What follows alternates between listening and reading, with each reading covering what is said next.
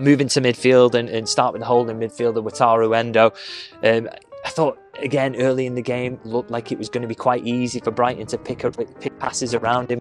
What they were trying to do constantly was fire the ball into feet and then get a little flick off and then move and run in behind. And if Endo was a little bit late to that, he was left for dead, basically, if Welbeck would turn him and get away. And so that happened a couple of times early. And the fact he wins 3 out of 8 ground duels, I think shows that, you know, he's usually above 50% on that. So he didn't quite have his best game in terms of that. But I thought he got to grips with it as the game got on.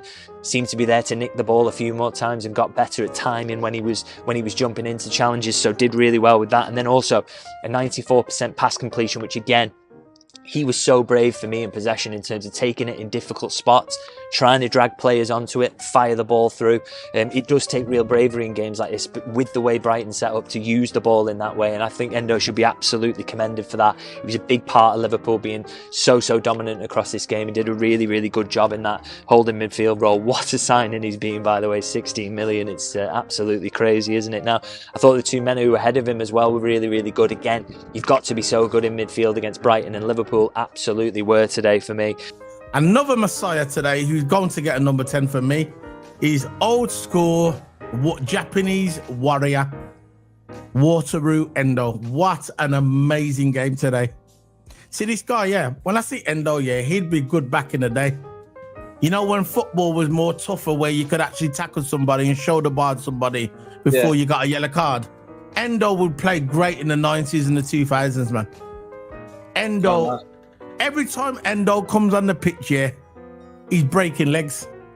I'm sure when he puts his gum shield on in the changing room, yeah, he puts his gum shield on in his mouth, yeah, and he walks out in the pitch and he goes, what legs am I breaking today? My man does the crunch tackles, what goes back to the 90s and the 2000s, man. You know, what an impressive performance by Endo, right? A Japanese international. He swept up in front of defense. Nothing was getting past him today. And all he was thinking, move that ball forward.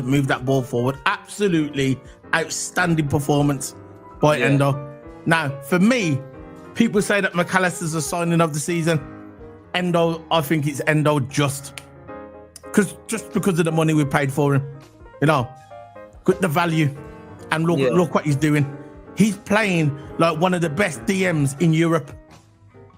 There's not many DMs in Europe